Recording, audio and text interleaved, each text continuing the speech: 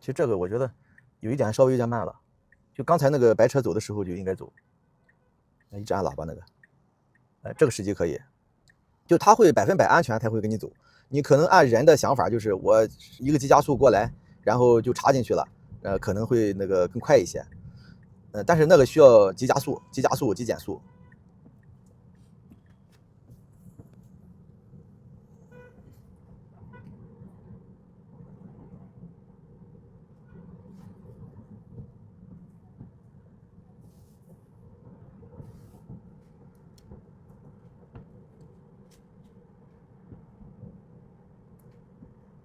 我之前说那个为什么那些支架它进入路口它不观察呀？就是它没法观察，他们目前的这个状态观察不了，就是他无法去看周围的这些东西。因为他比如说有激光雷达的吧，他主要是看这个前面激光雷达能看到的范围去做一个决策。好多人说是融合方案，这个融合方案是不可能实现的。就是好多说你技术不好融合不了，你技术好能融合，这个是肯定不行的。我讲一下你明白了，为什么说融合是不行的？融合就是什么呀？就相当于两个人，你比如说那个摄像头，他看到的事情和激光雷达看到的事情一样吗？不一样，就他看到的世界都不一样，它的原理都不一样。那你说是要听这个激光雷达的呢，还是听这个摄像头的呢？有些人说融合，哪个厉害听哪个。对呀，那你也说了，哪个厉害听哪个。那哪个厉害呀？激光雷达厉害，或者摄像头厉害？那激光雷达厉害呢，你就肯定要听激光雷达的嘛，因为他们就是这些车权重就是激光雷达重，他起了一个决策权。也就是说，你这一个不管什么东西啊，你需要一个人说了算。比如说你单位里面上班，就只能一个人说了算啊。你说两个老板行不行？两个老板行，但是呢，你只能听一个人的，或者说一个老板不管事儿，一个老板管事儿，或者说他两个老板所有的事情他们两个商议好了，然后告诉你，那这个呢是谁说了算？这叫融合吗？这不叫融合，这还是就是这两个人是一致的，才能两个人达成一致了。那两个人思想就是他们的路线或者是决策不一致怎么办？他们两个人在争完了之后再告诉你，是不是啊？那他这个争了多长时间呀？最终是谁妥协了？那有没有可能说两个人都告诉你，我比如说我是一个员工，然后大老板这个1号老板让我去踩刹车，2号老板让我去打方向，我听谁的？我没办法，我呢就只能是一个方法，我谁的都不听，或者说我肯定是没法做呀，因为我只能去做一个选择呀，是吧？那就或者说1号老板让我去踩刹车往左打，那另一个老板是让我加油门往右打，你听谁的？那你这是两个操作呀，没有办法，你只能听一个人的，那你只能跟他说，你们俩商议好了再告诉我嘛。我听谁的呀？我听你的也不行，听他的也不行，我一个人只能干一个事情。那这个人和就是他们两个之间的商议，那能商议好吗？人的话，工作的话可以商议，你可以商议10分钟、1小时、2个小时，或者说谁更权重、谁更权威，听谁的，是不是？你这两个人也是，他更权威，这个老板更强势，他的可能就是决策呀各方面会更好，听他的。那最终会变成怎么样？变成1把手、2把手，或者说是两个人都是平权的，但是呢有个人不决策。你两个人有矛盾，两个人在那边打，你这个公司没法发展，没法运营。你必须要听一个人的。有些人爱做合伙的生意，你可以投资，你没有决策权，说了算的只有一个人，只有这样。你如果都说了算，你这不合理，能理解吧？这个东西也是你融合不了，而且它这个是瞬间的，就是你在发生这个事情的时候，摄像头让你干这个人干的，他为什么没有出现这个是怎么样？其实我跟你说啊，他们在做这个方案的时候，已经把这个决策权给你搞明白了。你摄像头就没有决策权，就是激光雷达有决策权，能理解吧？那激光雷达呢？99%的车都是一个激光雷达，它这样往前看的，它看不到左右，左右没有，左右有的话，它也是镜像的，就有你比如说那个维塔，它是3个激光雷达，它那个两侧的是短焦的，就是看不到远处，只能对旁边的这种侧面的这个附近的车辆做一个决策。它不是人眼是怎么样？人眼是大范围的，我能看到的这个所有的这个范围，从这个近处到100米、500米，它只要能看到的都一样。但激光雷达不一样，激光雷达是它有焦距的，它只能看近处的，说白了是个大近视眼，左右看不到。所以说你就知道了，他们的那个车的决策权是激光雷达，激光雷达给你一个决策权。所以说你在那，他为什么进入路口不观察？他没法观察，他看不见，他看见的是什么？是摄像头，摄像头看见了左右整个的360度都看到了，但是他没有决策权。那没有决策权，那他有决策权的那个人是个那个独眼能，是往前只能往前看，看这个方向。那左右来车不来车看不见，那看不见他等啥呀？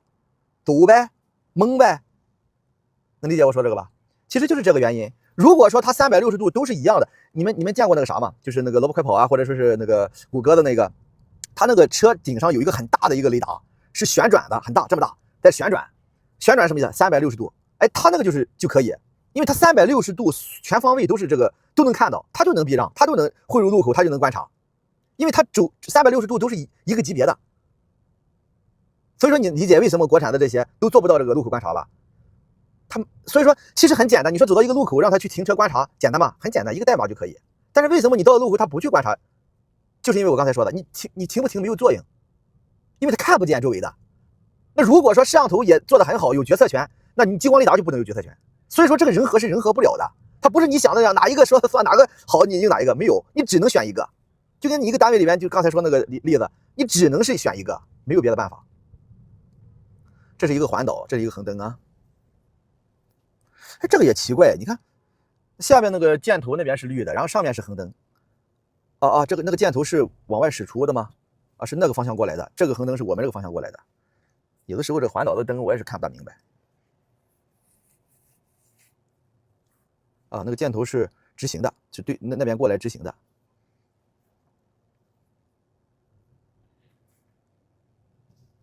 它这环岛就比较好走了，环岛都有红绿灯这个。因为那边你看变横了，然后那边过来的车就会停止，让这边的车先走，那这个车就少了。其实环岛不用做那个红绿灯也行，我觉得。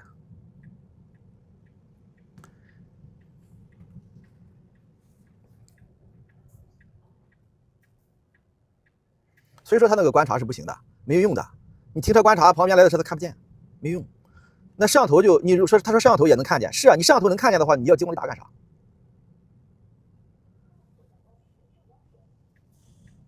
这个就是绕了一下，压了一点实线绕了一下，但那个车停下了，那是扫地车洒水车。所以说，我觉得这个刚才说那个是主要原因，你就是无法去做这个。他们说，哎，我有这个摄像头，也有激光雷达，那我这2个都非常厉害啊，那个也能融合啊，确实是解决了这个啥，在产生冲突的时候啊，立马就得出了一个正确的结论，听摄像头的，听那个啥的。但是呢，目前是没有的，它没有那个能力。目前的状况就是这样，就是如果你的摄像头做得很好，那你就不需要那个激光雷达了。你看特斯拉没有那个激光雷达，开的不好吗？不安全吗？是不是？所以说你只要一个做好就行。但是呢，你如果激光雷达就是这个就是360度那种大的旋转的，或者说是每个方位都有，都是那种高端的激光雷达那种，几十万一个的，哎可以。但是你还得有摄像头，摄像头干啥？摄像头看红绿灯啊，看路线呀，看这些是不是啊？这些东西啊，实时的一些东西，变化的一些东西啊，还是需要的。但是激光雷达其实也有很高的级别，很多的级别。那目前那个最好的，咱们国内这个遥领先的最好的激光雷达只有192线，宽度是1000线，120度的视角，120度这样。就从这个位置发出去，这样看，120度的，这个120度是多大视角？就是一个超广角，看不远，加上一个那个刷新率，你们能理解吗？刷新率，它刷新率只是10赫兹到20赫兹，10赫兹左右，10赫兹就是1秒刷新10次，具体它是20赫兹还是10赫兹，好像是到不了20，很慢，一秒刷新10赫兹吧，1秒刷新10赫兹，10几赫兹吧。上次有个人算了，就是它如果是就是跑到120的速度，大约每3到5米。刷新一次，每3到5米刷新一次，就是你距离前面，比如说是10米，它可能只刷新了1、2次，刷新下一次的时候就撞上了，所以说它的延迟很大，能理解吧？延迟很大，就跟你这个刷新啥意思？就跟闭眼，你这一闭眼一睁眼过去了5米，就是你闭眼的时候发生的事情，它没看见。刷新嘛，就是一闭一睁，一闭一睁，一闭眼走过去5米再睁开，这个速度，因为你跑120的时候1秒10次，这样。就一闭眼的时候就是5、6米过去了，3米到5米之间过去了，大约是这么一个东西。所以说你首先你的激光雷达的那个刷新率拿到60或者达到30以上，啊一闭眼过去半米啊，这个精度就高了，就高很多了。它看不见就没法决策，看到了才能决策。这只是激光雷达获取图像的一个延迟，还有计算的延迟。为什么只有192线宽1000线？这只有不到20万像素的一个点，不到20万个点。特斯拉摄像头500万像素，500万个点，一个摄像头。那为什么它只有20万？20万你这120度以120万个点，在这个地方是这么大20万个点。咱们的手机这么大是多少？几百万个点，7、800万个点，很清晰。再远一点变还这么大的范围还是20万个点，再大的还是20万，然后120度的速度过去，范围过去，到前面这个楼的位置大约100米左右，到这个楼的位置大约这两个之间变成多少？变成了400-500米，还是那20万个点，20万个点宽度400米，你们算一下，每个点之间的间距多少？这么宽了，甚至还要宽，分辨率太低了。这么宽了，然后是什么呀？前面有个车，可能就有1个点、2个点打到了一个车上，100-200米外。这1-2个点回来之后，还有可能回不来，因为发出去的是光。你看咱今天下雨，发出去的光，这光遇到的水会怎么样？会折射，回不来了，可能。所以说，好多人觉得说，哎，大雾天和那个下雨天，激光雷达不受影响，它比摄像头受影响，因为它直接光过去会折射回来，就你回来这个激光收不到了，没收到，或者收到的位置错位了。这都是一个大问题。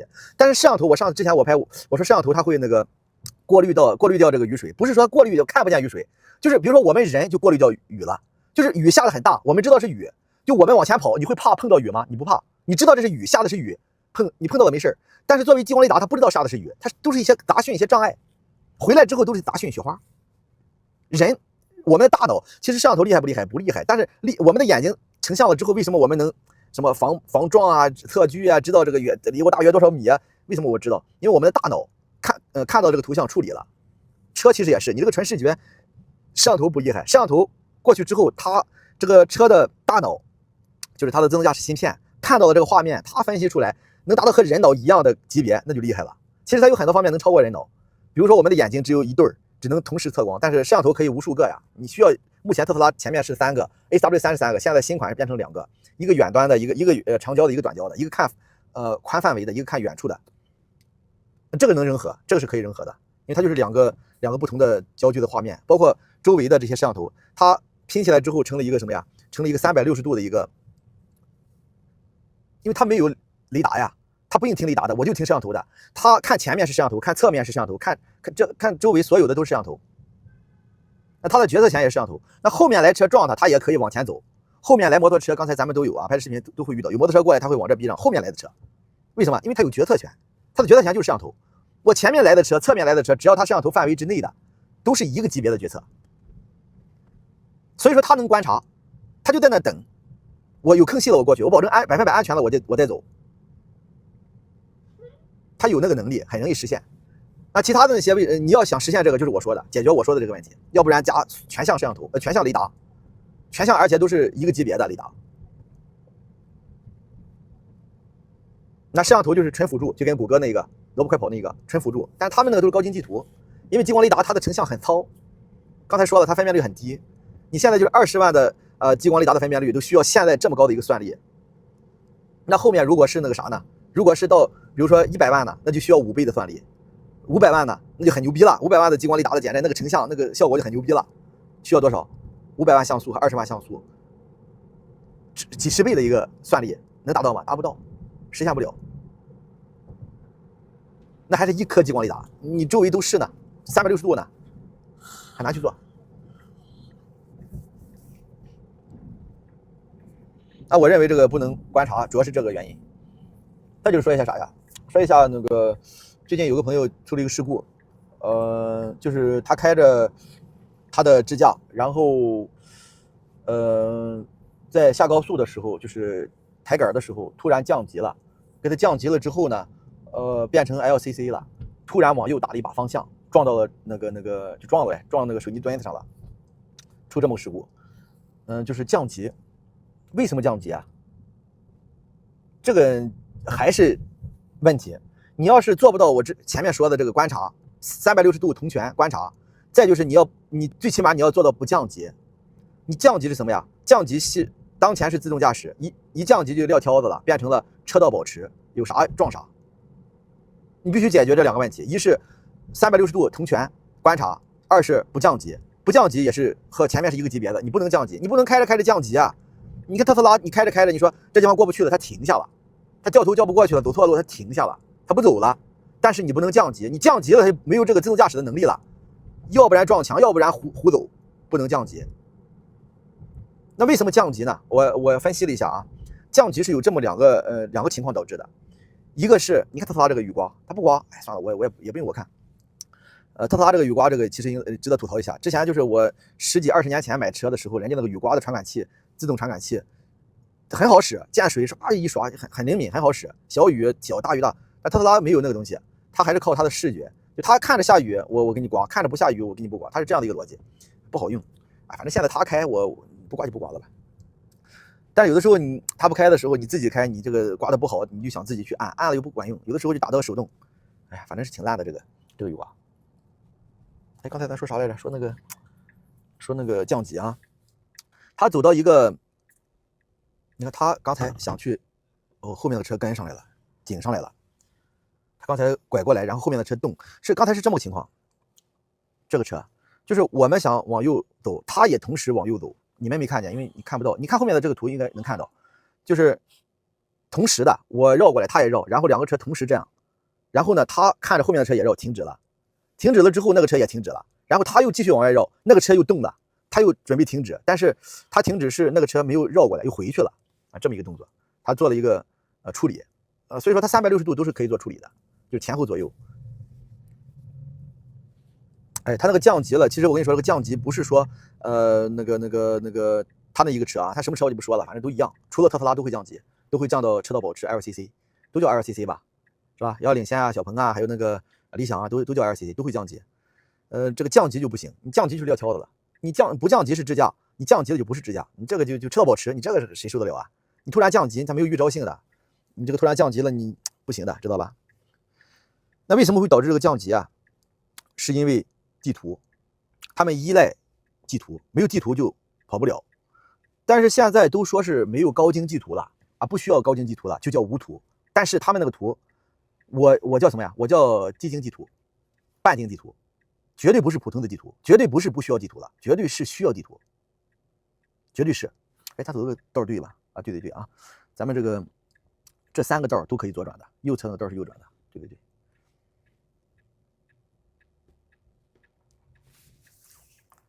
它降级的原因是什么呀？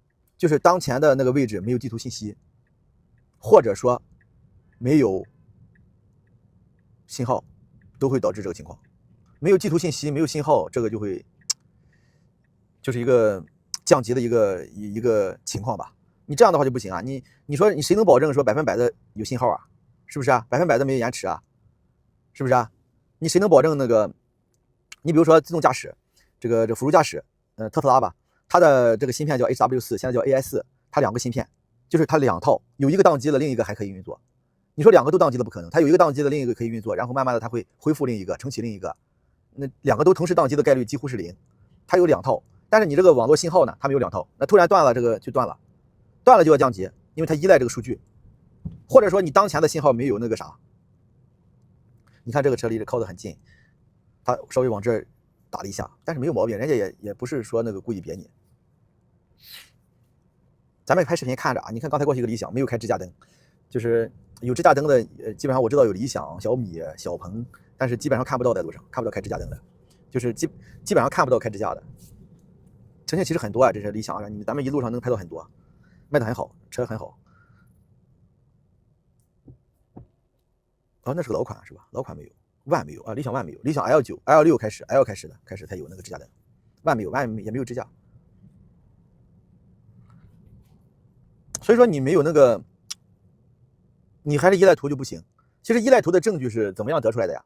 你在一个小区内，你在一个地下车库，你在一个停车场，你在一个不是外部路的内部路，哪怕你这个园区很大，这个园区里边有2车道、3车道的大路，它都无法开启支架。为什么无法开启？就是因为这个园区内没有它需要的地图的数据，没有这个数据就开启不了。这就证明它需要这个地图数据。再就是你不开导航，开启不了自动驾驶。你看我现在开导航是吧？我现在取消导航，没有导航了，对自动驾驶，对 FSD 的自动驾驶没有丝毫的影响。它只是不知道前面要右转要左转，它顺着路走，它自主的，没有任何的影响。这是为什么？为什么那些车不行？因为你没有这个导航地图了，就你没告诉他去哪儿，就没有数据输给他。能理解我说的吗？就没有数据输给他，输给他的什么数据？你们自己想，是不是地图的数据？是不是遥控数据？为什么没有导航了就不行？因为它不可能实时给你输你所在位置的所有数据，不可能。只有说你设置了一个导航，它才知道啊，你走这条路线，我给你发这个路线的数据，需要网络。那一旦网络断了延迟了，就降到了所谓的 LCC。重新打开导航啊。所以说这个不能降级的，你降级是不对的。你为什么要降级啊？你把这个解决不了，观察路口360度同权解决不了，降级解决不了，你这就永远实现不了再高一个级别呀。你动不动就撂挑子呀，动不动就让你接管，不接管还是你的事儿。前一段时间有个朋友开 FSG 出了一个事故，就大约这么个速度，还差不多吧，往这走，右侧一个那个水泥搅拌车，就这样走，突然前面的车走就过去了，他突然就拐过来了 ，FSG 刹停了倒是，但刹的不是那种啪急刹那种，就他没想到你一个车突然会这边有车嘛，突然别过来，蹭到车衣了，这样的一个事故，但是 FSG 也不会让你接管，就是说你这是最基本的，你不能就是撂挑子，不能撂挑子。不能我处理不了的我就嘟，是不是？不能这样，不能降到 LCC， 不能，都不能，就不能降级别。你开启了辅助驾驶就是一个级别的，你如果处理不了，你可以停下，你可以停下。你哪有说你准备碰撞了，我最后1秒退出的呀？之前你说国家要求你10秒，你10秒我怎么知道10秒后发生的事情啊？谁也不知道啊，谁都不知道，没有人能知道，谁都做不到，哪怕后面的车到了 L5了，他也做不到，是不是？做不到。所以说你这个愿景是好的，说哎，你不能说你最后1秒退出是让人家去接管，你要提前10秒。我怎么知道你不管是谁，怎么知道10秒后说有个车撞上我呀？我怎么知道10秒后发生的事情啊？都是瞬间的发生的，瞬间的决策。之前我记得有个美国的 FSG 那个开启的状态，有一个摩托车撞死了，但是那不是 FSG 撞的别人，是他在这开启，突然对向来的摩托车撞在他车上了。那这谁能处理？他又不会飞，他又不会隐形，你这种情况就没法处理，这100%的，就是你现在我就停这儿，对向来个车就过来撞我，不管是谁，大罗神下来了也不行，是不是？你要是零事故是不可能的，除非所有的车都是自动驾驶，就可以零事故，都不会抽风，都不会撞上别人，就没事儿。之前还有个阿维塔的车主说，那个特斯拉的 FSG 事故少，是因为那个进入中国才2个月，那个数量也少。这个哥们儿，人家2019年、2020年在美国就开了 FSG 了。美国而且是全量推送的，几百万辆车，美国至少有300万辆吧，至少有300万辆特斯拉，全量推送的 FSG 了，1个月2个月有2次好像是，那少啊，几百万辆车跑2个月还少啊，不少。